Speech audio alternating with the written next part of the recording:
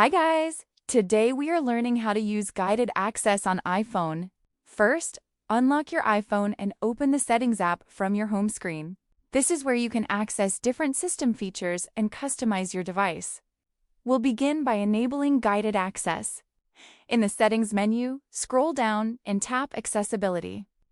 This section includes useful features that make your iPhone easier to use.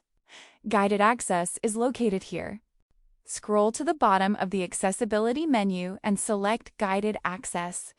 Turn on the toggle to enable the feature on your iPhone.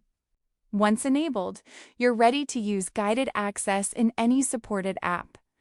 Now open the app you want to lock into, such as the App Store or any other app. Triple-click the side button to bring up the guided access screen. This lets you keep the iPhone restricted to that single app.